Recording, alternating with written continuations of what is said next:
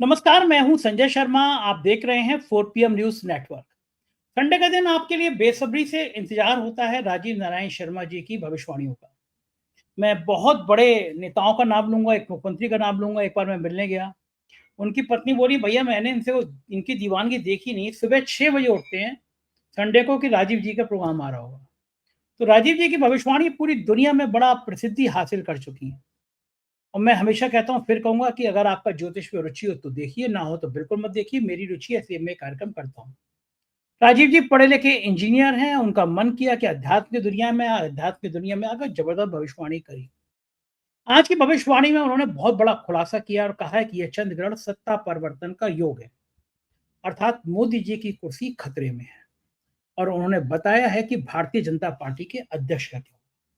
जबरदस्त बातचीत है। पहले मैं आपसे रिक्वेस्ट करूंगा, मुझे आपका सहयोग चाहिए दो चीजों में।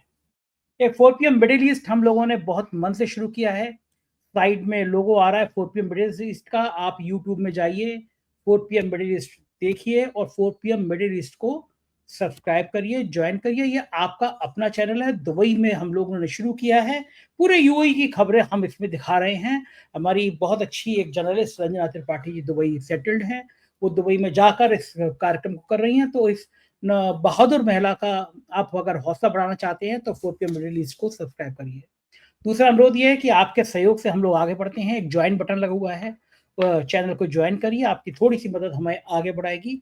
चैनल को सब्सक्राइब करिए। चलते हैं राजीव नारायण जी के 4 पीएम न्यूज नेटवर्क में आपका स्वागत है। बहुत बहुत राजीव नारायण जी, क्या सहयोग है? ऐसा लग रहा है कि एक ही थान से हम दोनों ने कपड़े सिलवाए, एक जैसी शर्टें आज जी लोग जी, कहेंगे बिल्कुल भाई बिल्कुल।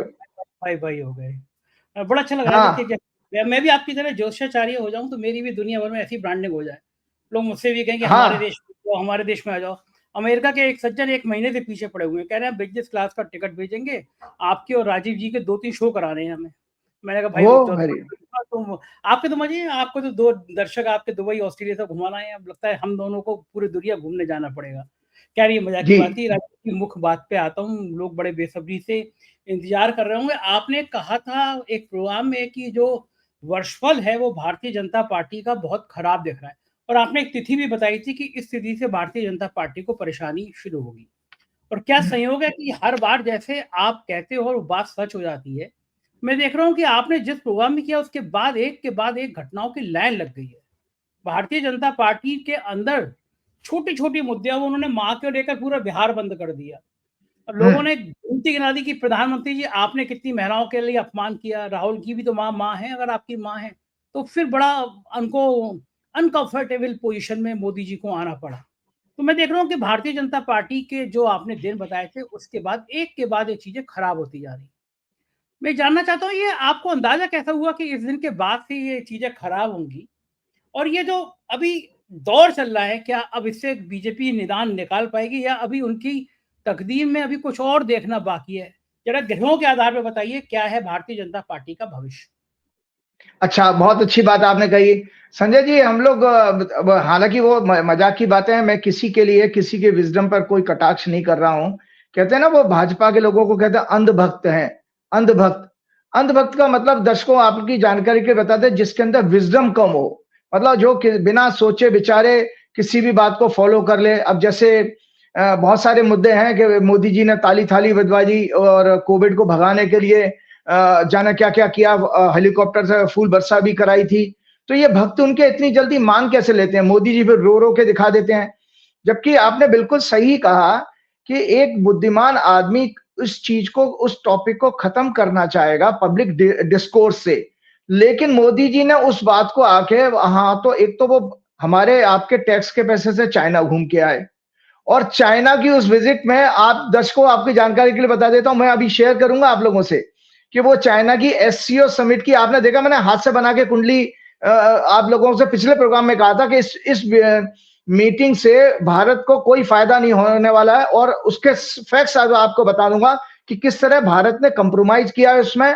और मोदी जी की वो गलवैया, मोदी जी मुंह ठहाका लगा के हंस रहे हैं, उन सब का मायने कोई डिप्लोमेसी से कोई लेना देना नहीं है। लेकिन उसका फायदा हमारे आम देश को, देशवासियों को, देश को कुछ भी नहीं मिला। उसको मैं बकायदा अभी आपके साथ शेयर करूंगा।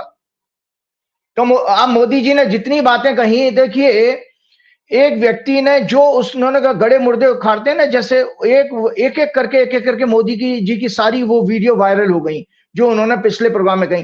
तो एक तरह से उन्होंने अपना खुद का अपमान करा लिया उन्होंने केवल। और जबकि आपके पिछले प्रोग्राम में मैंने कहा था कि इस देश में मैं गारंटी से कह सकता हूं किसी मुसलमान की, किसी भी मुस्लिम व्यक्ति की कोई ताकत नहीं है कि मोदी जी को इस तरह से गाली देके बात कर। निश्चित रूप से उस बेचारे को 1000-2000 रुपए दिए गए होंगे, उसको फंसवा दिया, तो वो अब आपके सामने है। तो मैं आपको बताता हूं कि ये भाजपा के लोग और संघ के लोग ऐसा बिहेव क्यों करते हैं, खासतौर से भाजपा के लोग। तो आज कुंडली में आपको बता देता हूं। पहले अपनी बात कहने से पहले संजय जी, आपके लिए फिर एक इंटरव्यू जब लिया करोगे ना, तो एक और पॉइंट नोट कर लेना।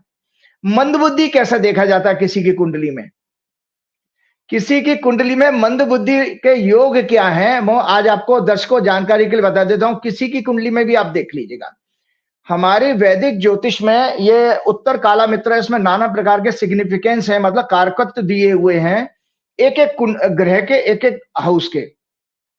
5वां घर जो होता है आपकी कुंडली में, वो आपका बुद्धि का होता है। और बुद्धि का कारक जो है वो सिग्निफिकेटर अंग्रेजी में कहते हैं, उसको मरकरी को माना गया है। और विजडम का कारक, विवेक हिंदी में जिसको कहते हैं, विजडम का कारक जुपिटर को माना गया है। शनि किसी चीज के, शनि की अगर दृष्टि पड़ जाए किसी पर, तो ऐसे में स्लोनेस आ जाती है, मतलब मंद हो जाती है। मंद का मतलब है स्लो। ठीक है संजय जी।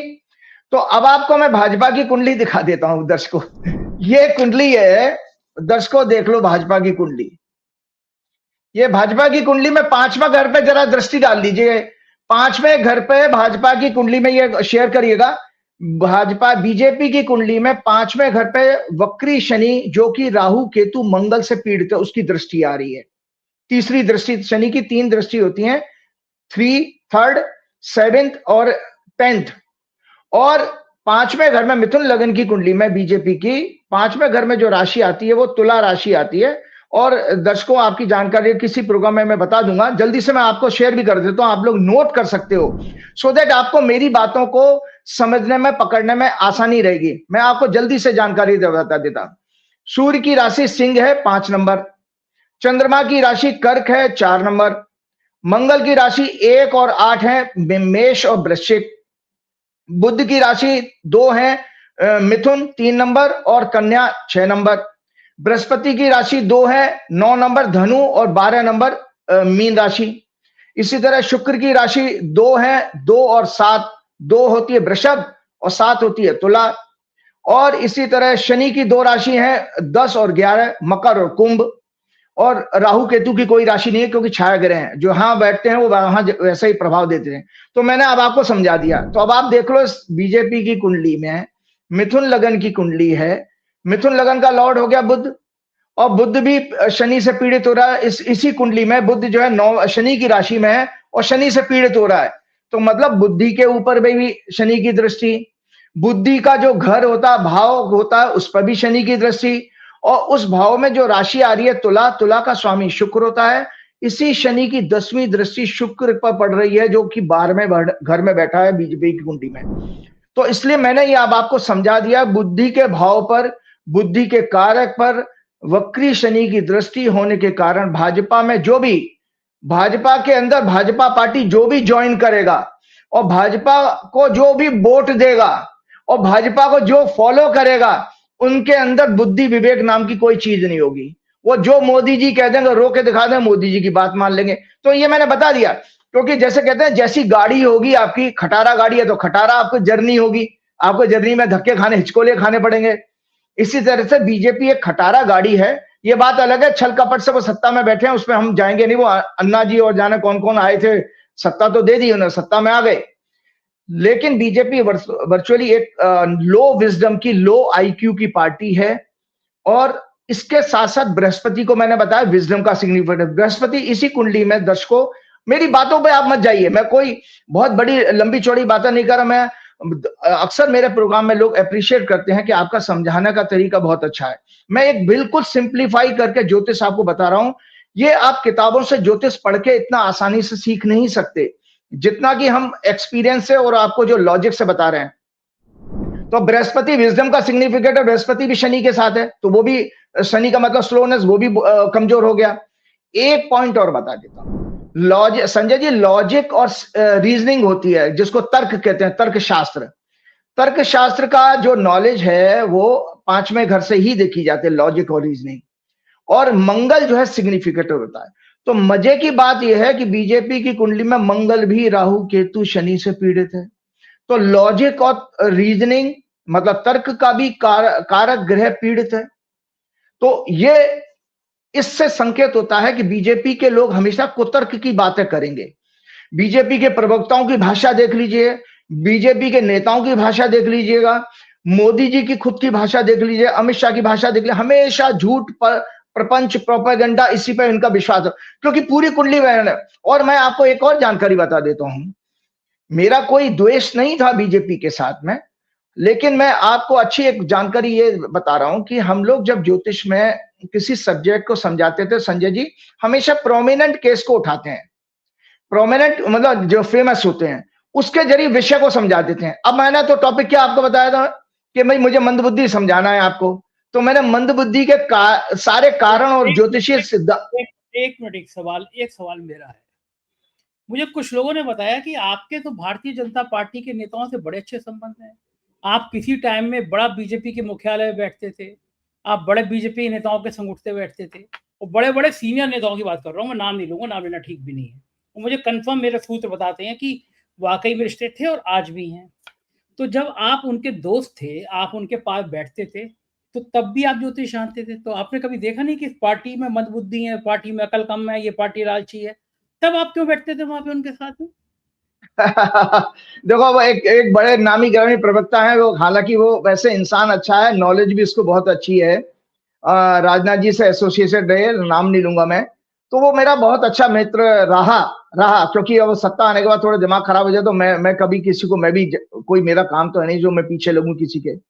लेकिन ये बात सच है। अभी मैं वाराणसी गया था संजय जी पिछले हफ्ते, तो मैं वहां पर संकट। आपने आपने बिना नाम लिए इशारा तो कर दिया, लेकिन जी निसंकोच मैं कहूंगा कि वो व्यक्ति बहुत योग्य है, बहुत बढ़िया। मैं उनको सुनता हूँ, मैं बड़ा उनका कायल हूँ, और आपने खुद बता दिया आपके मित्र हैं, लेकिन इनके अलावा भी बीजेपी के बहुत सारे नेताओं से आपके संबंध थे।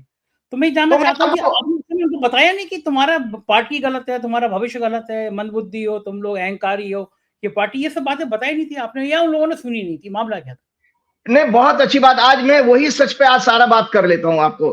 तो मैं आपको बता रहा, जब मैं वाराणसी गया था तो मैं यही वाक्य जो आपको सुनाने जा रहा हूं, दर्शकों आपके साथ शेयर करना है। मैंने संकट मोचन हनुमान जी के मंदिर के काफी सारे बड़े बड़े लोग बैठे हुए थे, उसी मीटिंग में मैंने ये बात कही थी। तो उन्होंने मुझे जो कहा वो मैं आपसे बाद में शेयर करूंगा। तो मैंने ये कहा कि भाई ये मैं विटनेस हूं कि 2013 में 2013 में मैं बीजेपी दफ्तर में बैठा था 11 अशोक रोड में, उन्हीं महोदय के ऑफिस में। उन्होंने कैंटीन से मेरे लिए चाय मंगवाई, कुछ स्नैक्स भी मंगवाए।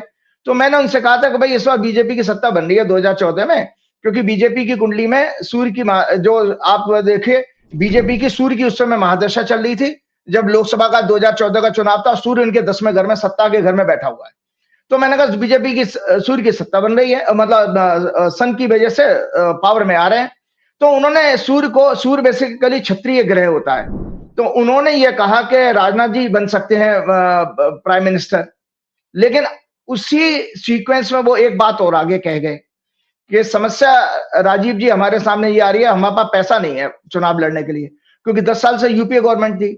तो उसमें मोदी जी ने लगभग काफी, वो क्या भगवान जाने कितना फिगर था, 500 करोड़ था, 1000 करोड़ था, वो पैसा देने से मना कर दिया। और वो बात ऑन रिकॉर्ड है, उन्हीं सज्जन ने मुझे बताया कि मोदी जी ने पैसा से हाथ खींच लिया था।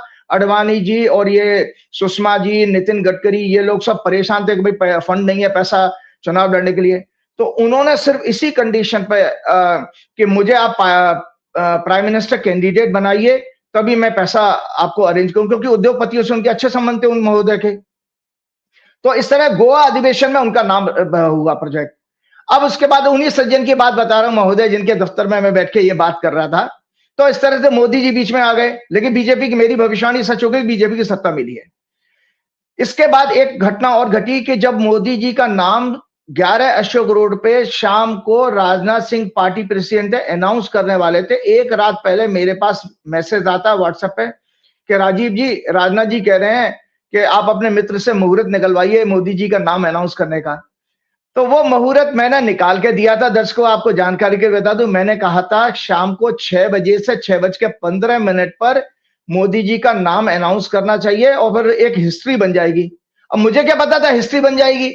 अब तो जो जैसे ही ये बात मैंने वहां वाराणसी में उन लोगों को बताई, तो वो सारे लोग मेरे ऊपर चढ़ गए, बोले गए यार, बोले इसका मतलब मोदी को बिठाने में राजीव जी आप ही का हाथ है, क्योंकि आपने मुहूर्त निकाल के दिया। तो मैंने कहा हाँ भाई, मैं इस अपराध को तो स्वीकार करता हूं, लेकिन मैं क्या करूं, मैं एक ज्योतिषी होने के नाते जो मुझे पूछा गया मैंने बता दिया। तो आपने ठीक कहा कि मेरा इतना इन्वॉल्वमेंट था।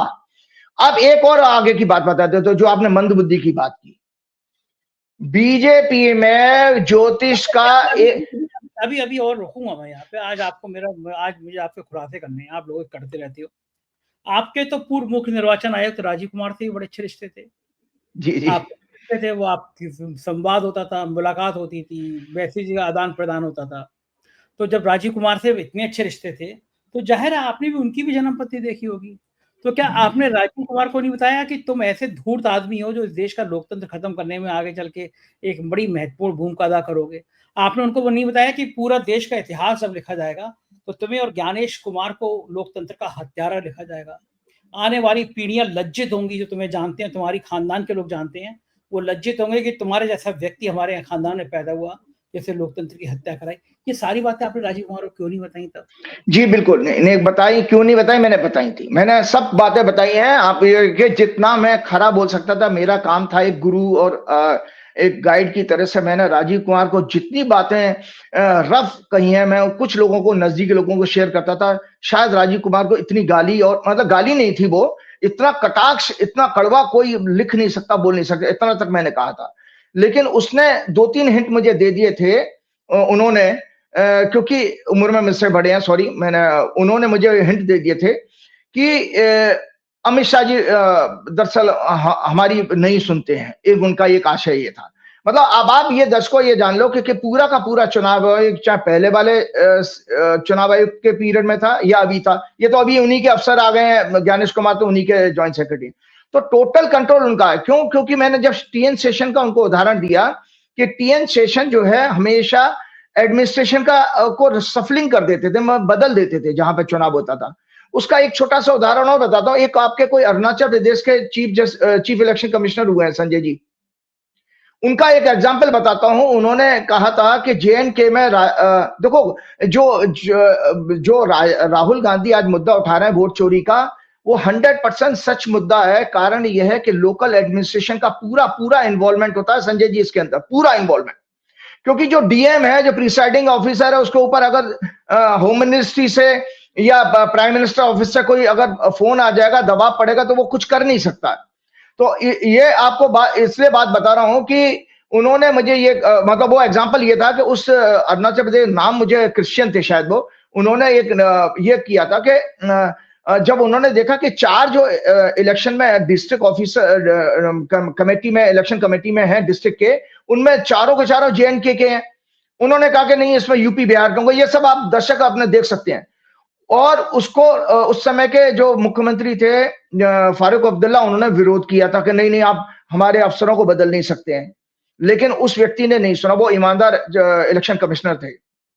और संजय जी, जब उन्होंने 4 में से 2 जेएनके के और एक यूपी और एक बिहार का अपॉइंट किया, वो चुनाव फारूक अब्दुल्ला हार गए थे। तो इतना असर होता है कि अगर लोकल एडमिनिस्ट्रेशन को आप कंट्रोल कर लो, तो आप चुनाव को फेयर करा सकते हो। एक प्रत्यक्ष उदाहरण और आपको और ताजी घटना बता देता हूं। 2 दिन पहले ही मैंने अखबार में पढ़ा है कि बांग्लादेश में चीफ इलेक्शन कमिश्नर ने मिलिट्री की डिमांड करी है चुनाव फेयर कराने के लिए। और मैं भी इस बात को पूरी तरह से कंफर्म करता हूं कि इस देश में चुनाव अगर सुप्रीम कोर्ट को चाहिए, अगर फेयर एंड फ्री इलेक्शन कराने हैं, तो मिलिट्री के सुपरविजन में कराने चाहिए, क्योंकि सारी पैरामिलिट्री फोर्सेस होम मिनिस्ट्री के अंडर में होती हैं। लोकल एडमिनिस्ट्रेशन की कोई ताकत नहीं है। तो ये सब चीजें मैं उनसे कहा था, उन्होंने सारी बातें बताई, और मैंने तो उस पर भी उनको बहुत भरा बोला कहा, जैसे काला धन पकड़ा जाता है। अभी जैसे आपके कुछ गुमनाम पार्टियों के बाद 4,300 करोड़ रुपए का कोई स्कैंडल निकल के आया गुजरात में, तो उसमें देखिए चुनाव आयोग क्या जवाब दे रहा है कि भाई काला धन पकड़ने का, जांच करने का हमारे यहाँ पावर में नहीं आता। जबकि यही बात मैंने राजीव कुमार से पूछी थी। राजीव कुमार ने कहा था कि ये बात सच है कि चुनाव में काला धन बहुत आ गया है। तो मैंने कहा फिर आप क्या कर रहे हैं, आप ही के तो पावर में आता है, आप तो किसी को आप चुनाव मतलब इलेक्शन कमिश्नर से लेके ईडी किसी का भी ट्रांसफर कर सकते हो। जब आपकी आचार संहिता लगती है उस समय आपका चुनाव आयोग जो है ईडी का भी ट्रांसफर कर सकता है, क्योंकि पूरा कंट्रोल, पूरे देश का कंट्रोल उसके पास आ जाता है। तो खैर ये सारी बातें मैंने की थी, ऐसा नहीं था। तो अब मैं आपको बीजेपी की एक और बात बताने जा रहा हूं। जो बीजेपी जो फाउंड हुई थी, जो फाउंडर मेंबर थे 5 लोग थे, मुरली मनोहर जोशी, आडवाणी जी, वाजपेयी जी, नानाजी देशमुख, और 5वां कौन था मुझे याद नहीं आ रहा। तो जिस बात को आप मुझे प्रश्न कर रहे हो कि क्या मैं भाजपा की कुंडली में ये सब कमियां देख रहा हूं, कि जैसे मैंने कहा कुतर्क के, कपट के योग हैं, छल कपट के सारे राक्षसी गुण हैं, जल्दी से मैं आपको बता दूं, नहीं तो फिर वो मतलब आगे आगे समय नहीं मिलेगा। मैं जल्दी से बता देता हूं, फिर वो अपनी बात भी पूरी करता हूं। ये रामायण है दर्शकों, रामायण में उत्तरकांड में भगवान ने, ये राइट ऑफ शेयर कर दीजिएगा, दर्शकों को थोड़ा सा ज्ञानवर्धन भी होगा। तो रामायण में उत्तरकांड में भरत के प्रश्न पूछने पर राम जी ने जो गुण बताए हैं, जो भाजपा की कुंडली में भी ये होगा कि एग्जाम्पल ज्योतिष का ही ले रहा हूं, क्योंकि भाजपा की कुंडली एक्सप्लेन कर रहा हूं दर्शकों आज में, किसी व्यक्ति विशेष की नहीं है। तो उसमें राम से पूछा गया, भरत ने कहा कि दुष्ट प्रवृत्ति के लोग कैसे होते हैं। तो राम जी ने यो कहा, और मैं आपको बता देता हूं कि भगवा रंग का, जैसे हम दोनों ने भगवा पहना है, भगवा रंग का साधुओं से कोई लेना देना नहीं है, याद रखना। भगवा रंग आध्यात्म का जरूर है, अब हम दोनों तो साधु नहीं है ना, तो भगवा रंग का साधु से कोई, ये रंग आध्यात्म का। एक सेकंड, आपने अध्यात्म का बहुत अध्ययन किया है, तो भगवा पे मुझे याद आया कि देखिए अभी भी होता है कि भारतीय समाज में ये भगवा तो नहीं कहूंगा, थोड़ा थोड़ा पीला वाला, लेकिन जो प्योर भगवा होता है वो अगर पहने कोई व्यक्ति जाता है तो लोग उसको हाथ जोड़ के प्रणाम करने लगते हैं। कुछ लोग ज्यादा श्रद्धा और होती है तो उनके पैर छू लेते हैं, क्योंकि भगवा के मन में लेकर एक हिंदू समाज में सम्मान है कि जिसने भगवा धारण कर लिया वो इंसान श्रेष्ठ होगा, और भगवा धारण करने वाला व्यक्ति संत होगा। और संतों की जो सामाजिक दायरे में मान्यता है, जो हिंदू समाज समझता है कि ये सुख दुख से ऊपर उठ गया, पाप और पुण्य की सीमा से बाहर चला गया, रिश्तों के नाते से अलग चला गया, अब ये सांसारिक दायित्वों से मुक्त हो गया, इसके अंदर अब सारी सीमाएं खत्म हो गई। ये सबके लिए, सब प्राणियों के लिए समान भाव देखेगा, गीता में भी ये बात कही गई है। एक संत है, आंखों से दिखता नहीं है, मैं क्षमा चाहूंगा ये लाइन मुझे नहीं बोलनी चाहिए, लेकिन मैं इसलिए बोल रहा हूं कि इस हद तक खराब बात करते हैं महिलाओं को लेकर, जातियों को लेकर, एक समुदाय को लेकर। मैं कभी कभी राजीव जी हैरान हो जाता हूं कि लोग उनको दीवानों की तरह उनके पैर छूते हैं, प्रधानमंत्री जी तक उनका सम्मान करते हैं, और वो व्यक्ति इतना घिनौना है, इतना गंदा है, उसके मुंह से जो शब्द निकलते हैं वो, अगर सामान्य व्यक्ति कोई होता तो मेरा मन करता, मैं कभी हिंसा में यकीन नहीं होता, लेकिन शायद एक गाल पे लगाता, क्योंकि किसी महल के लिए, जाति के लिए, धर्म के लिए, मुझे दुख इस बात का है, कोई साधारण व्यक्ति का है, कोई गुंडा का है, कोई नेता का है, मुझे तो कोई समझ में समस्या नहीं है। एक गेरुआ वस्त्र पहना हुआ व्यक्ति, जिसको समाज, उनके अंदर खासियत क्या है, यही तो है कि वो गेरुआ वस्त्र पहने हुए हैं। अभी उन्होंने स्वामी प्रेमानंद जी के लिए कह दिया, मैंने प्रेमानंद जी के लिए कभी कोई प्रेमानंद जी की कभी खराब बात नहीं सुनी। लोग उनके दीवाने इसलिए कि वो हमेशा ज्ञान की बात करते हैं, समाज को दार्शनिक भाव में बात करते हैं, उन्होंने प्रेमानंद पे भी टिप्पणी कर दी। मैं ये जानना चाहता हूँ कि राजीव जी, बहुत सारे लोग ऐसे हैं जो किसी पीठ से आते हैं, किसी धर्म गुरु हैं, भगवा कपड़े पहनते हैं, उनके मन में इतनी हिंसा क्यों होती है? मैं अयोध्या में जाता हूँ तो पता चला संत जो हैं मेरे गनर लेके घूम रहे हैं। मैं हरिद्वार जाता हूँ, एक कैलाशानंद जी हैं जो अंबानी को डुबकी लगा रहे थे, जो अमित शाह को डुबकी लगवा रहे थे, आजकल तो वो महामंडलेश्वर टाइप में कुछ हो गए। इतना बड़ा फ्रॉड की कहानी उनकी पता चलती है मुझे, महिलाओं से लेकर जमीनों तक के कब्जों की बात पता चलती है, कंगना रनौत को हेलीकॉप्टर बैठा के घुमाते हैं।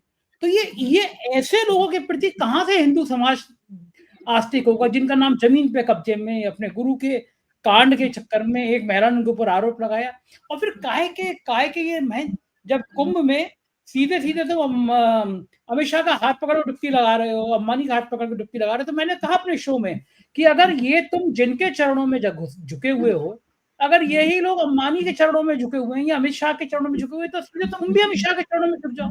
जब जिनको तुम देवता बना रहे हो, उन्होंने किसी और को देवता बना रखा है, तो तुम बाईपास करो। मैं जानना चाहता हूँ कि भगवे की जो बात चली राजीव जी, क्या भगवे का मान सम्मान ऐसे धूर्त लोगों ने खराब किया है? बिल्कुल बिल्कुल अनुभव पे आपने जिक्र किया तो मैं आपसे जानना चाहता हूँ, क्योंकि आपने भी अध्यात्म की ज्ञान की बहुत सारी पढ़ाई करी है, तो आपको पता होगा, मुझे समझाइए। बिल्कुल, बिल्कुल, मैं आज उसी प्रश्न का जवाब दे रहा हूँ। तो ये देखिए उसका ये राइट अप भी आप ज़रूर इसलिए शेयर कीजिएगा कि उसमें लिखा ही है कि रामायण के उत्तर कांड में श्री राम और भरत के बीच संवाद, प्रभु संत, साधु और दुष्ट कौन है? भरत जी ने यही प्रश्न पूछा कि साधु कौन है, संत कौन है और दुष्ट कौन है? तो भगवान ने उत्तर दिया, हे भरत, साधु वो मनुष्य है जिसने अपने मंत्र और सिद्धियों को साध लिया है। साधु का कहते हैं, साधु करना मतलब मेडिटेट करके जैसे साध लेते हैं ना, कंट्रोल कर लिया। साधु का अर्थ होता है साधना, टू कंट्रोल, ठीक है। तो जिसने अपने मन और इंद्रियों को साध लिया हो वो साधु कहलाता है। और मर्यादा में रहकर नैतिकता के आधार पर अपना जीवन व्यतीत करता हो, इन लोगों में तो जिनके आपने नाम गिनाए, इनके अंदर नैतिकता नाम की कोई चीज ही नहीं है। अच्छा, इसके विपरीत संत को भगवान कहते हैं जिन्होंने वैराग्य को अपनाकर, जैसे अभी आप कह भी रहते हैं ना कि वो रिश्ते नातों से दूर हो जाते हैं, इसके विपरीत संत वो हैं जिन्होंने वैराग्य को अपनाकर विषय भोगों से दूर, जो भोगी ना हो, जो पराया दुख देखकर दुखी और दूसरों को सुख देखकर सुख का अनुभव करते हो, ये सदैव समता, स्टेट ऑफ इक्वलिटी का भाव रखते हैं। इनका कोई शत्रु नहीं होता। संतों की महिमा बता रहे हैं भगवान। ये अहंकार, मान सम्मान से दूर, काम, क्रोध, लोभ, हर्ष और भय इत्यादि विकारों को धारण न करने वाले होते हैं। ये कोमल हृदय वाले, सभी पर प्रेम, दया, करुणा करने वाले, मन, वचन और कर्मों से मानवता की सेवा करने वाले प्योरेस्ट डिवोटी होते हैं, पाखंड से दूर। जबकि जिनके आप नाम ले रहे हैं ये सब पाखंडी हैं।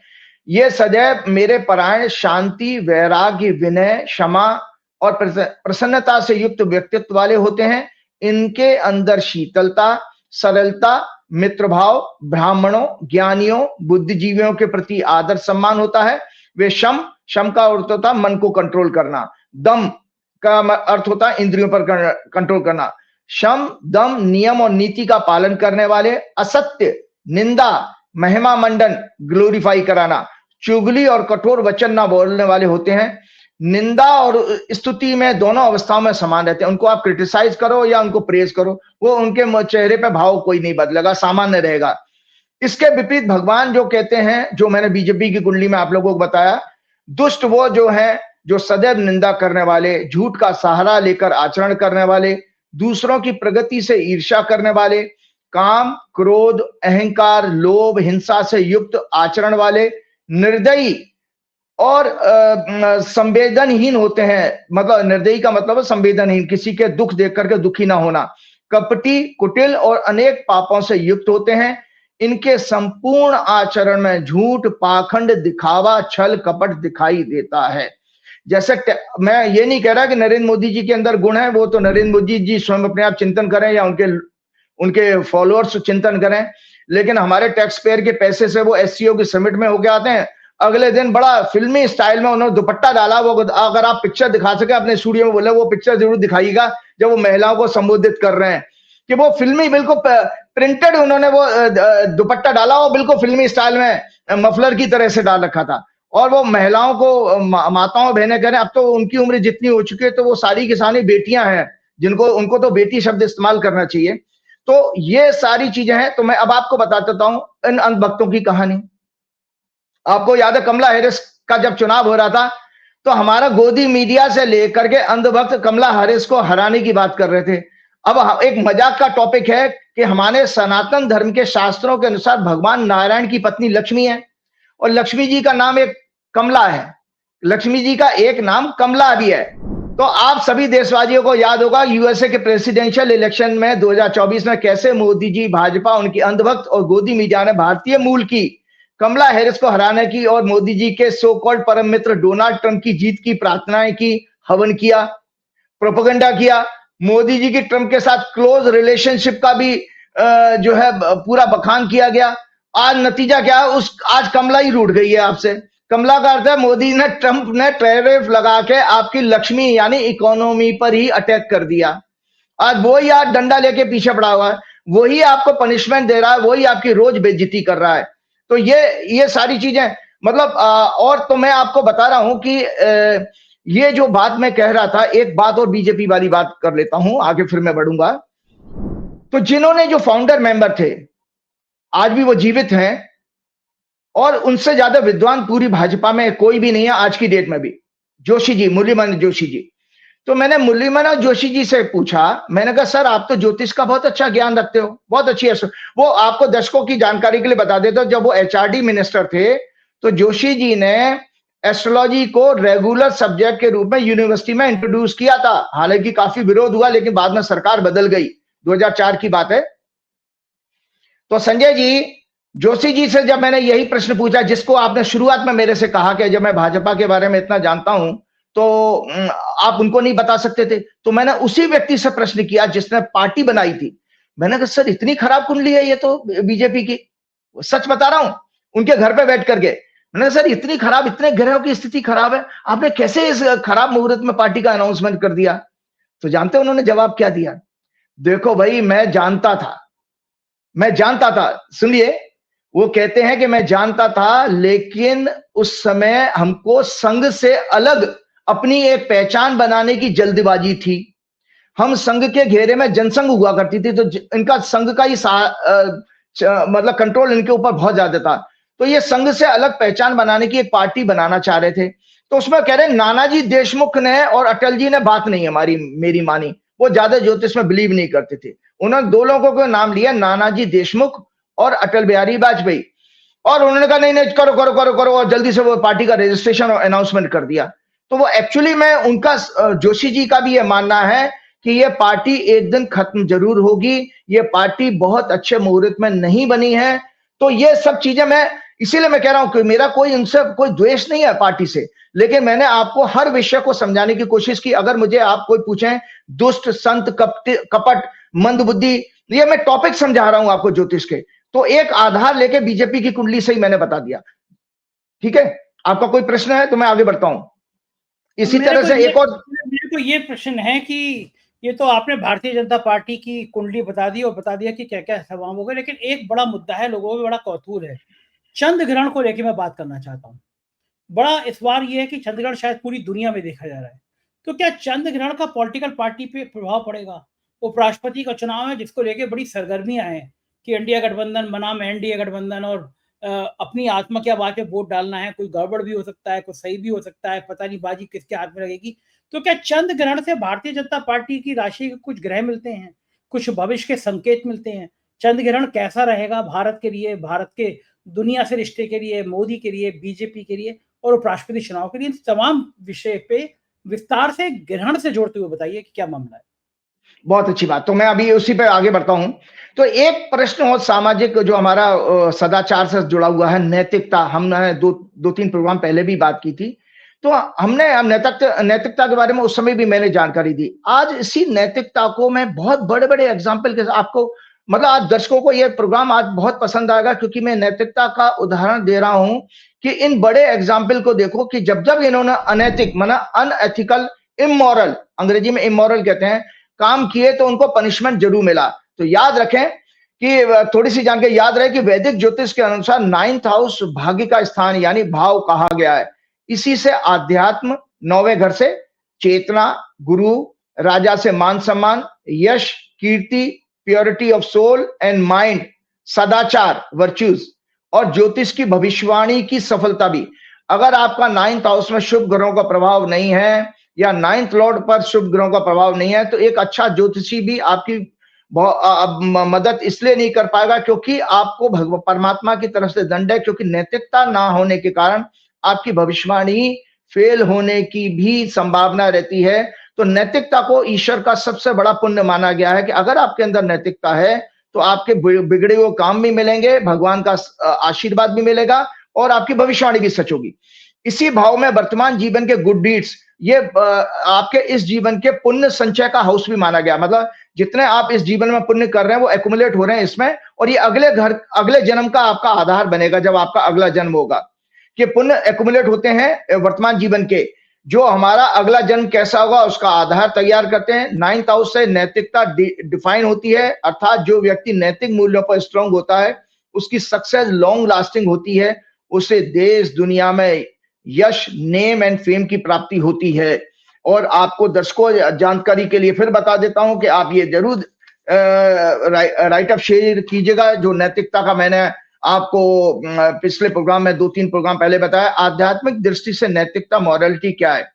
From a spiritual perspective, morality is a way of life and conduct that aligns an individual with their inner self, आंतरिक आत्मा से, उच्च चेतना से और ईश्वरीय सत्य से आपका सामना कराती है, जोड़ती है। हायर कॉन्शियसनेस और divine truth, it goes beyond merely following societal norms or laws. It is rooted in higher spiritual values such as satya, prem, daya, karuna, selflessness, respect for faith and life. इसके 5 element कहे गए हैं। सत्यनिष्ठा होनी चाहिए, being truthful and honest in thoughts, words and action. Karuna, Prem, compassion and love होना चाहिए। Showing kindness, मतलब अगर आपके अंदर नैतिकता है तो ये भी आपके अंदर गुण होंगे। Showing kindness and empathy towards all beings, recognising that all are connected through a shared consciousness, मतलब सभी के अंदर एक परमात्मा का अंश है। और निस्वार्थ सेल्फलेसनेस होना चाहिए, acting for the wellbeing of others without selfish motive. चौथा अनुशासन होगा, controlling the senses and mind to progress towards higher और स्पिरिचुअल गोल्स।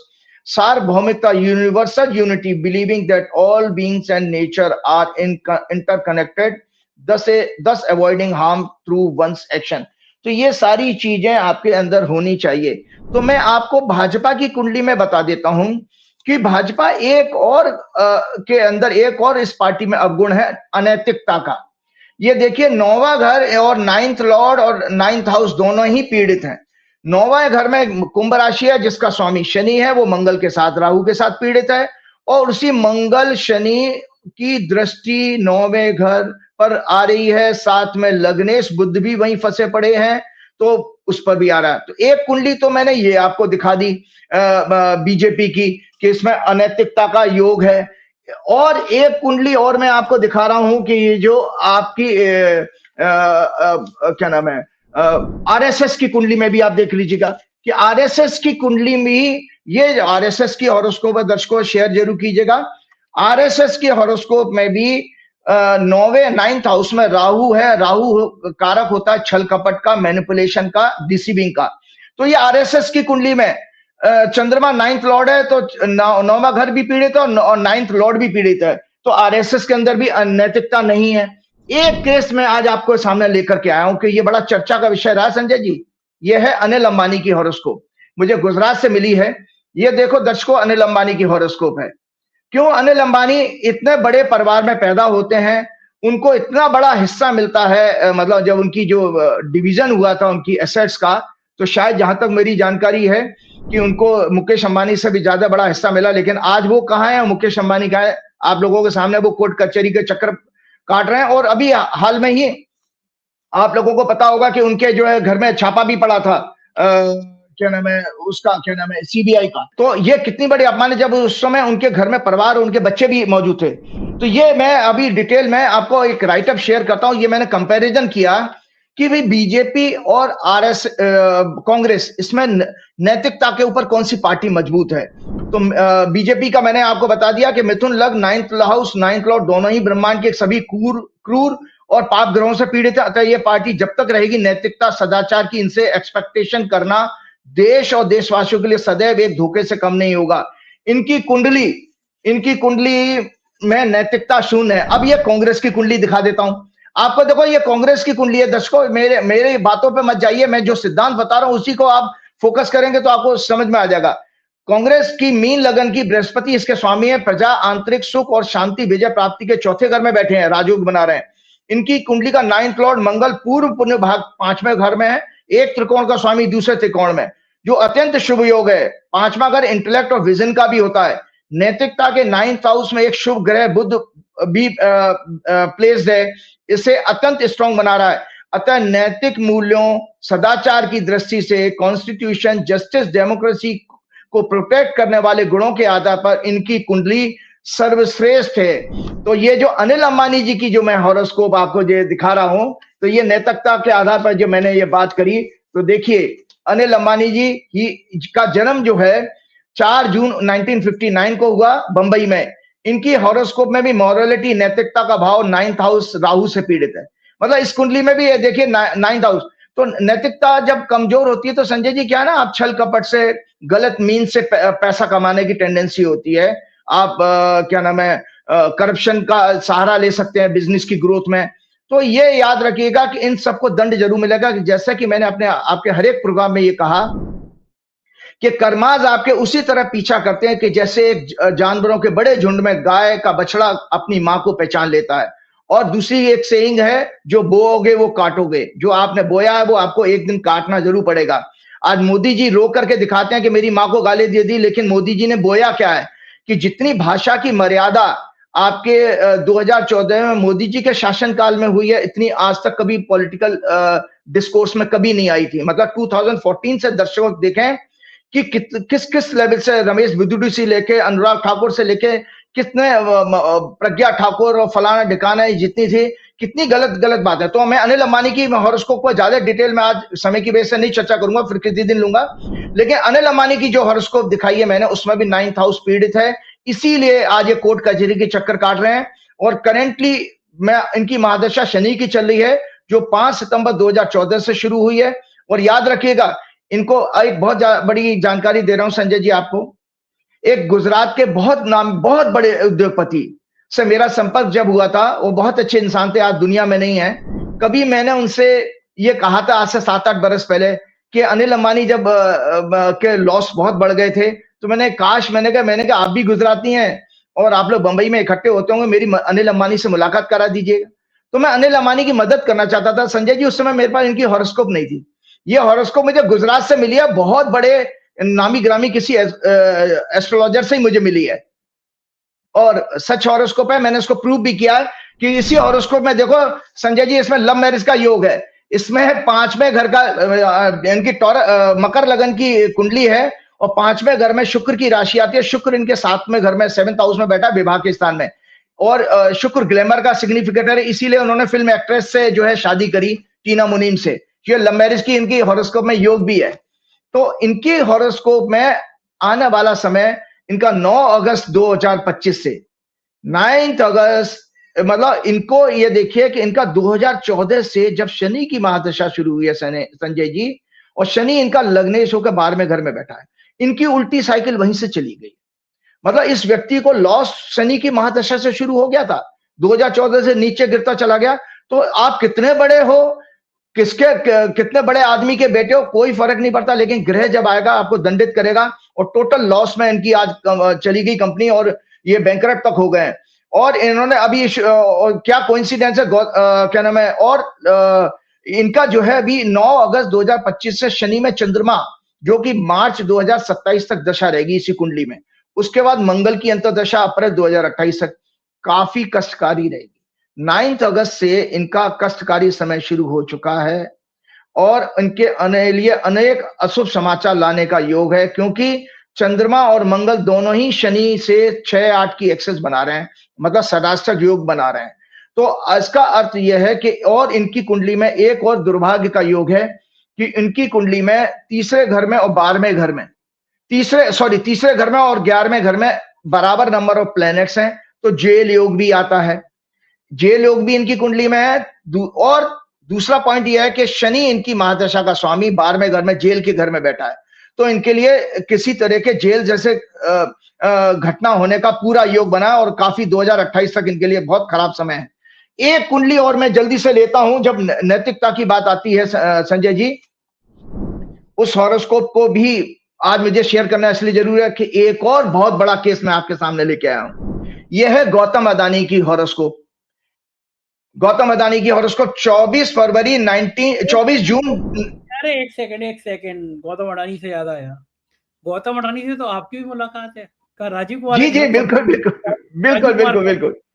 राजीव कुमार जी का, हाँ बिल्कुल मैंने बताया था। हाँ तो मैं बहुत अच्छा, वैसे और बहुत अच्छी आपको जानकारी भी बहुत अच्छी थी, क्योंकि मैं व्यक्तिगत रूप से मिल चुका हूँ। इज ए थॉरो जेंटलमैन, अच्छा इंसान है। लेकिन कभी कभी जैसे किसी को हम बहुत अच्छे इंसान हो, लेकिन हमको एडिक्शन हो जाए गलत चीजों का, तो हम वो अच्छा व्यक्तित्व होना अलग है, लेकिन आपके एक्शन में एडिक्शन वो अलग चीज है। तो इनकी हॉरोस्कोप में भी देखिए दर्शकों, इनका 9th हाउस कितना पीड़ित है। तो इन्होंने भी अनैतिक तरीके से अपना पैसा कमाने में पूरा हमेशा समय लगाया। ये दोनों के दोनों दर्शकों आपको बता रहा हूं, अनिल अंबानी और गौतम अदानी बहुत अच्छे इंसान हैं। अगर व्यक्तिगत रूप से इनसे मिला जाए तो ज्योतिष में, ये मेरी साउंड रिसर्च है, मैं आपको बता रहा हूं, किसी व्यक्ति की कुंडली में अगर उसकी आत्मा, आत्मा का कारक होता है सूर्य और मन का कारक होता है चंद्रमा, दोनों बृहस्पति के प्रभाव में हो, ऐसा व्यक्ति संत प्रवृत्ति का होता है, इतना बढ़िया इंसान होगा। और इसमें भी गौतम अडानी को संत कह रहे हो, लोग गरियाएंगे मुझे सुबह सुबह। नहीं, संत का मतलब अच्छे इंसान है व्यक्तिगत रूप से। मैंने तो ये बताई कि भाई अनैतिक हैं, इमोरल एक्ट में इन्वॉल्व रहे हैं, गलत तरीके से पैसा, नैतिक, आपके कहने मतलब धंधा गलत है, आदमी सही है। वही वही क्या आपने, बाप बड़ा ना भैया, सबसे बड़ा रुपया। बस कि आपने जहां पर देखिए, ईश्वर ने आपको एक रूप में दंड दिया, अच्छा व्यक्तित्व दे दिया, अच्छे परिवार में पैदा दे दिया, धन संपत्ति दे दी, लेकिन अनैतिकता में, आज मेरा टॉपिक क्या है, नैतिकता। अगर आपके अंदर नैतिकता नहीं है तो कितना ही बड़े व्यक्ति हो आप, आपको एक दिन नीचे सड़क पे आना ही पड़ेगा, आप एकदम धरातल पर परमात्मा लेके आ जाएगा। भाई रावण ने जब अनैतिक कार्य किया, किसी की पत्नी को उठा लिया, वो शिव का इतना बड़ा भक्त था, इतना प्रकांड पंडित, मतलब आप सोचिए कि उससे ज्ञानी ज्यादा उस समय कोई माना नहीं जाता था, उसका भी पतन हुआ ना, केवल एक अनैतिक कार्य करने के लिए। तो इनकी दोनों की कुंडली में क्या चीज है, 9वां घर पीड़ित है। जो मेरा सब्जेक्ट क्या है आज आपके दर्शकों, 9th हाउस। 9th हाउस का मतलब है नैतिकता और चेतना। सो आपकी चेतना कमजोर है, आपकी नैतिकता कमजोर है, आपके अंदर आध्यात्मिक शक्ति नहीं है, आप गलत काम। तो इनकी कुंडली में देखिए कि टॉरस लगन की कुंडली है, शनि और केतु जो है इनके जो है 9वें घर में बैठे हैं, और शुक्र जो है इनके क्या नाम है, तीसरे घर में लग्नेश होकर के राहु के साथ बैठा है। तो ये भी है कि ही गॉट बिग सक्सेस। और मजे की बात देखिए, he got big success and great expansion in business activities when his Venus दशा was started। इनको ऊंचाइयों पर कब मिली, जब इनकी शुक्र की दशा शुरू होती है, और 2014 में। तो आयरनी देखिए, कोइंसिडेंस देखिए संजय जी, कि दोनों कुंडलियों में एक और कंपैरिजन आपको बड़े केसेस से मिल जाता है दर्शकों को, ज्योतिष सीखने वालों को, कि गौतम अडानी जी की शुक्र की महादशा शुरू होती है 2014 से, वो तीसरे घर में ग्रोथ के हाउस में। तो गौतम अडानी जी का ग्राफ कहां से गया 2014 से, रॉकेट की तरह से। और अनिल अंबानी जी की कुंडली में 12वें घर के शनि की 12वां घर लॉस का, ह्यूमिलेशन का होता है, और 2014 से ही शुरू हुई है। तो मोदी जी एक के लिए फायदेमंद रहे और मोदी जी एक के लिए नुकसानदार है। हालांकि मोदी जी का विचारों का इसमें कोई योगदान नहीं है, वो जो दंड मिल रहा है वो तो ग्रहों के कारण मिल रहा है, कि चूंकि अनिल अंबानी की दशा 12वें घर से संबंध बना रही है, महादशा, इसलिए वो निरंतर लॉस कर रहा है। और क्या नाम है, गौतम अडानी की ग्रोथ की वजह से इनको सफलता मिली है। आज मजे की बात एक और कह रहा हूं कि इससे एक हमारा ये क्लियर हो जाता सब्जेक्ट, कि आप कितने ही बड़े व्यक्ति हों, लेकिन आप अगर अनैतिक हैं तो आपको परमात्मा की तरफ से दंड अवश्य अवश्य मिलेगा। ये जो है, इस तरह हमने एग्जाम्पल्स के जरिए देखा कि कोई व्यक्ति या संस्था कितनी ही बड़ी हो, व्यक्ति कितना ही पावरफुल पोजीशन पर हो, पैसे वाला हो, अगर उसके हॉरोस्कोप में नैतिकता, मॉरलिटी का भाव पाप ग्रहों के प्रभाव में है, तो उसे इसी जन्म में अपने सभी अधार्मिक अनैतिक कार्यों और पापों का फल भोगना अवश्य पड़ेगा। काल उन्हें दंड अवश्य देगा। ये ग्रह ही हमारे सभी कर्मों को फलों को देने वाले हैं। इनकी टाइमिंग हॉरोस्कोप में प्लेनेटरी कॉम्बिनेशन, ट्रांजिट एंड दशा ऑफ दोस प्लेनेट से कंफर्म होती है। ये मैंने आपके प्रोग्राम में हमेशा ही कहा है, जो बृहस्पति संहिता को कोट करता रहा।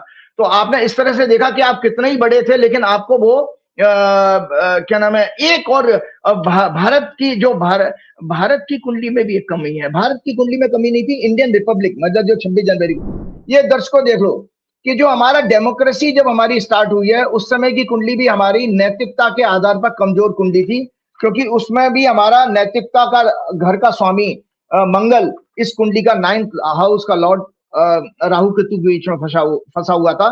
तो ये इस तरह से हमने देखा कि कोई भी व्यक्ति बच नहीं सकता काल के दंड से। एक अच्छा सा समाचार दे देता हूं, जैसे मैंने कांग्रेस की कुंडली दिखाई, ऐसी इंडिया अलायंस की कुंडली दिखा दी। आज अलग अलग कुंडली दिखाने का मतलब यह था कि आप स्वयं चिंतन करना, इस कुंडली में कोई पाप ग्रहों का प्रभाव नहीं है 9वें घर पर। मतलब इंडिया अलायंस की कुंडली इतनी अच्छी कुंडली है कि इनका 9वां घर इतना मजबूत है, 9th लॉर्ड इन 9th हाउस, साथ में बुध है, साथ में सूर्य है, 10वें घर का स्वामी।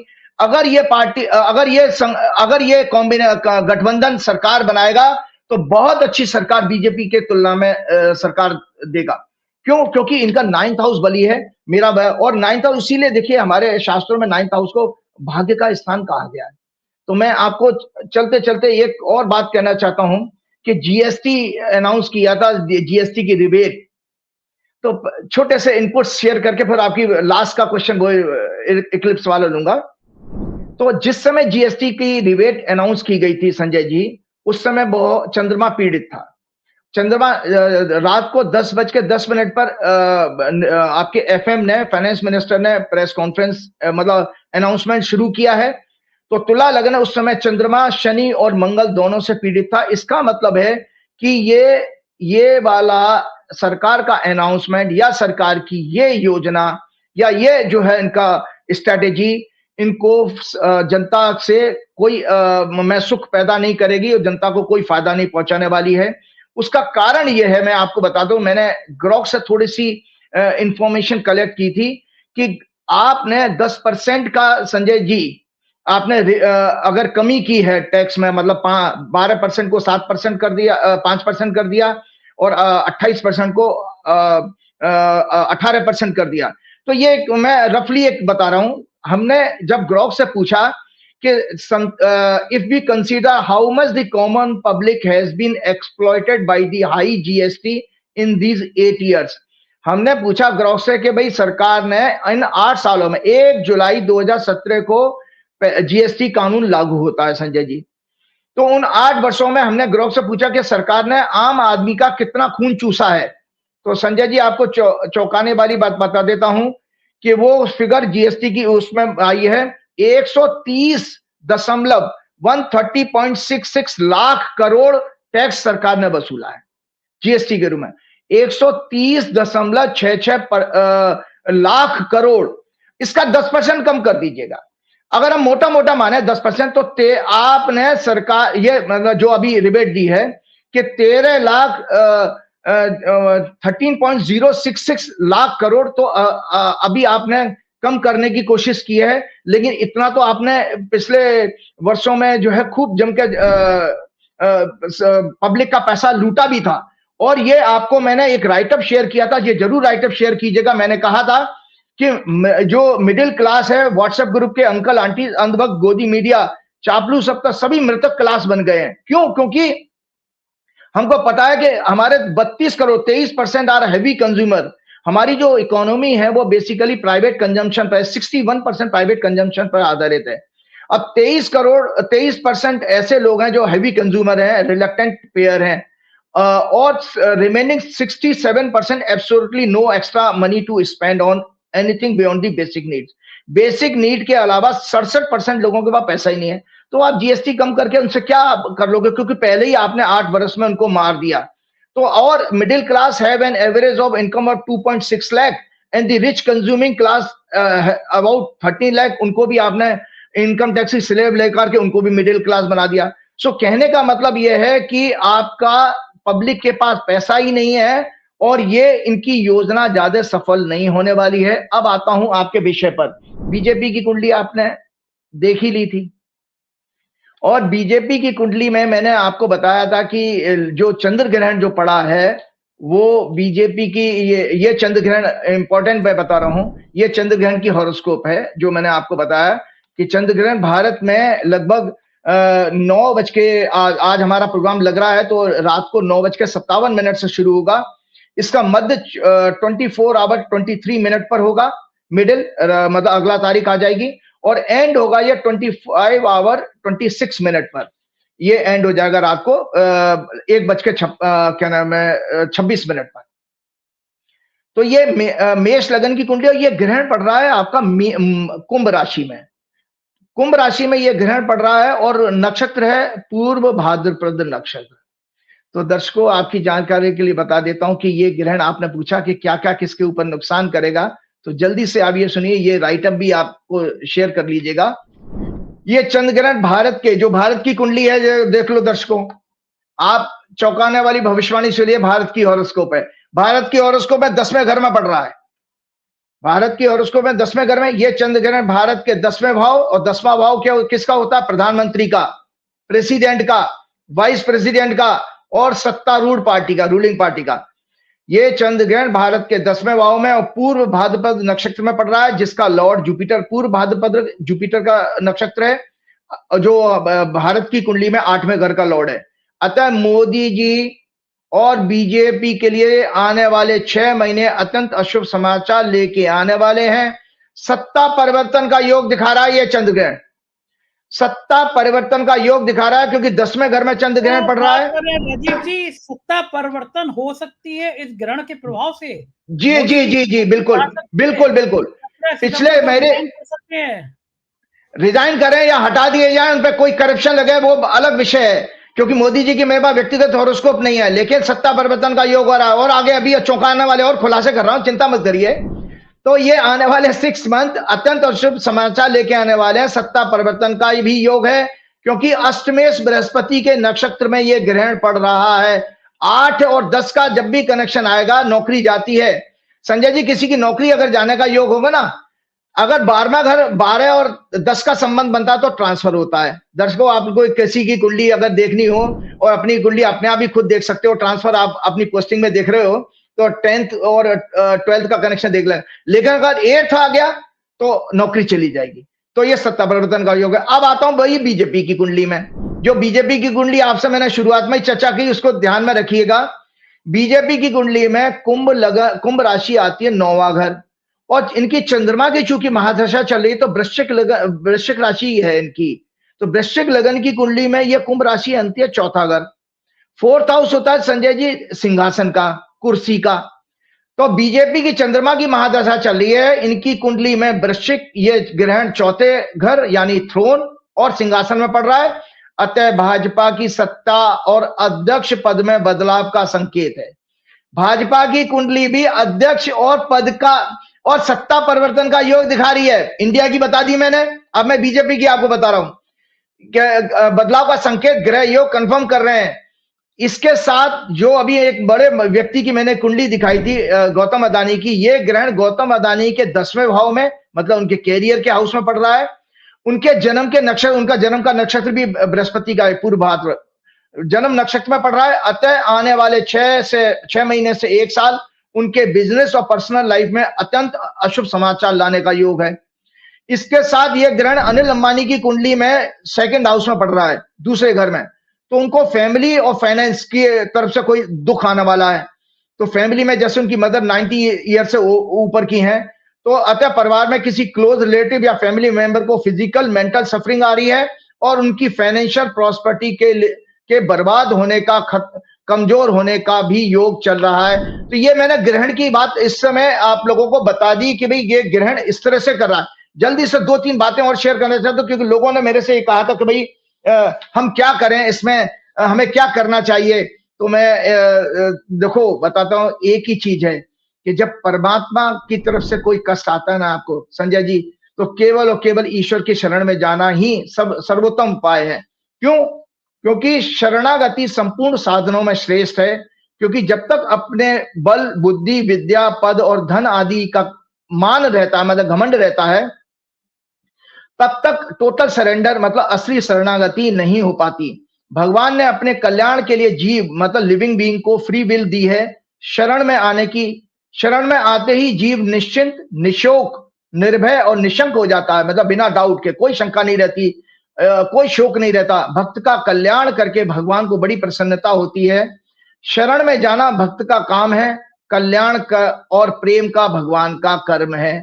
मतलब ये आप देखिए कि जैसे ही हम शरण में जाएंगे तो हमको जो है ईश्वर का आशीर्वाद भगवान अपने शरण में मतलब अपने से जोड़ लेते हैं। आयुर्वेद के अनुसार भोजन हमें सदैव स्वच्छ वायुमंडल, एटमॉस्फेयर, प्लेस और शांत मन से प्रसन्नता के भाव के साथ करना चाहिए, क्योंकि हमारी डाइजेस्टिव फायर जूसेस का सीधा संबंध हमारे माइंड से, और माइंड का सीधा संबंध ब्रीदिंग पैटर्न प्राण से है।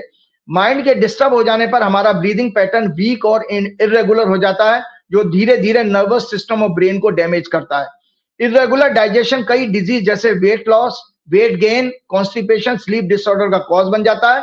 मानसिक जाप क्या करता है? Silence and focus on our breath, chanting और अन्य डिवोशनल एक्टिविटीज, सेवा से मन शांत और एकाग्र होता है। यही माइंड की कंडीशनिंग है। इनसे हैप्पी हार्मोन्स का प्रोडक्शन होता है। जब के समय पेट को हल्का रखना चाहिए, क्योंकि भरे हुए पेट से नस नाड़ियों पर प्रेशर बढ़ता है, ऑर्गन्स भी डिस्टर्ब होते हैं। कुशा तुलसी का यूज इसलिए बताया गया है क्योंकि इनके अंदर अधिक मात्रा में इलेक्ट्रोमैग्नेटिक एनर्जी ग्रहण करने की शक्ति होती है। ये खाने पीने की वस्तुओं पर ग्रहण के दौरान पैदा हुई नेगेटिव एनर्जीज को एब्जॉर्ब करके कंट्रोल करती हैं। क्यों? क्योंकि इसमें आपको बताएं कि ग्रहण के दौरान विष्णु सहस्रनाम, राम रक्षा स्तोत्र, दुर्गा कवच, महामृत्युंजय मंत्र जाप, श्री हनुमान चालीसा का जाप सर्वोत्तम है समय है इन्हें सिद्ध करने का। ओम नमः शिवाय, ओम नमो भगवते वासुदेवाय या गायत्री मंत्रों का भी आप लोग जाप कर सकते हैं। इसके साथ ही मैं आपको बता दूं, भगवान ने ये जो गीता में एक प्रोसेस है, 2 सेकंड रो दीजिए दर्शकों को, ये गीता है और गीता में किस तरह से भगवान ने अपने से जुड़ने के प्रोसेस समझाए। जब वो चैप्टर 12 के 8 श्लोक में कहते हैं, मय्ये मन आदर्श मई बुद्धिम निवेश है निश्चि मय्ये अद्भुत संशय। सरेंडर करने के लिए वो कहते हैं कि हे अर्जुन, तू अपना मनोबुद्धि मुझ में लगा दे, फिर तू मेरे को ही प्राप्त कर लेगा, तेरा सारे संशय खत्म हो जाएंगे। फिर अगले श्लोक में भगवान कहते हैं, अथ चिंतम समाधातु न शक्नोसि मयि स्थिरम अभ्यास योगेन ततो मामेक्षम तुम धनंजय। अगर तू मन को मुझ में अचल भाव से स्थिर करने में समर्थ नहीं है तो अभ्यास के द्वारा मेरी प्राप्ति कर, मतलब रिपीटेशन, जैसे आपसे कहा जाए जो 7 बार पाठ कर कोई छूटे ही बंद मासो कोई, मतलब आप 7 बार हनुमान चालीसा कर रहे हो तो आप अभ्यास कर रहे हैं। सो अभ्यास के द्वारा भी मन को साधा जा सकता है। फिर भगवान आगे बता देते हैं, अभ्यास असमर्थोसी मत कर्म परमो भव मदनमपि कर्माणि कुर्वन् सिद्धिम वाप्यसी। यदि तू अभ्यास प्रैक्टिस करने में भी अपने आप को असमर्थ पाता है तो मेरे लिए कर्म करने के परायण फॉर द सेक और हो जा, इस प्रकार मेरे निमित्त कर्मों को करता हुआ भी तू मेरी प्राप्ति की सिद्धि को प्राप्त कर लेगा, जिसका प्रत्यक्ष उदाहरण है। अगर आप अभ्यास भी नहीं कर पाते हो ना, भगवान के लिए काम कर रहे हैं लोगों, जो सिख धर्म में लंगर सेवा है वो इसी का प्रत्यक्ष उदाहरण है। इसी लंगर सेवा के जरिए, मतलब इस तरह की सामाजिक समाज की सेवा, गरीब गुरबों की सेवा, दीन दुखियों की सेवा करने से भी ईश्वर की प्राप्ति हो सकती है। ये भगवान अपने चैप्टर 12 के 10वें श्लोक में बताते हैं। इसके बाद भी भगवान आखिरी में ये कह देते हैं, अथई ततप शक्तियोसी कर्तुम मद्युगमाश्रित सर्व कर्म फलम त्यागम तथा कुरु यतात्मा। यदि तू मेरी प्राप्ति हेतु कर्मों को करने में भी असमर्थ है तो अपनी मन बुद्धि को वश में करके सभी कर्मों के फलों को त्याग दे, तू भगवान के ऊपर छोड़ दे।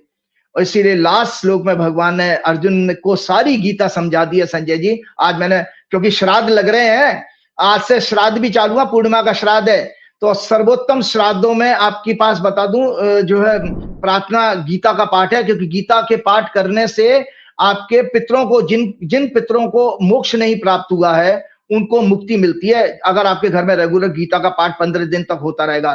क्योंकि जो श्राद्ध है भाद्र पक्ष की पूर्णिमा से प्रारंभ होकर कृष्ण पक्ष आश्विन मास की अमावस्या तक रहते हैं। तो भगवान कहते हैं चैप्टर 18 के 66वें श्लोक में, सर्वधर्मान परित्यज्य मामेकं शरणं व्रज अहम त्वा सर्व पापेभ्यो मोक्षस्यामि मा शुचय। तू सभी कर्मों को, सभी चीजों को छोड़ के तू मेरी शरण में आ जा, तू शोक मत कर, मैं तेरे सभी पापों को मुक्त कर दूंगा। इसके साथ चलते चलते हनुमान जी की शरण में फिर से प्रार्थना करते हुए, श्री गुरु चरण सरोज रज निज मन मुकुर सुधार, वर्णो रघुवर विमल जसु जो दायकु फलचार, बुद्धिहीन तनु जान के सुमरो पवन कुमार, बल बुद्धि विद्या देव मोह हरऊ कलेश का। जय श्री राम, जय हनुमान। बहुत शुक्रिया राजीव जी। ये तो राजीव नारायण जी, पूरी बातचीत आपने सुनी, मुझको यकीन है ये बातचीत आपको पसंद आई होगी। आपके प्यार भरे कमेंट का मुझे इंतजार रहेगा, करिएगा जरूर। Thank you.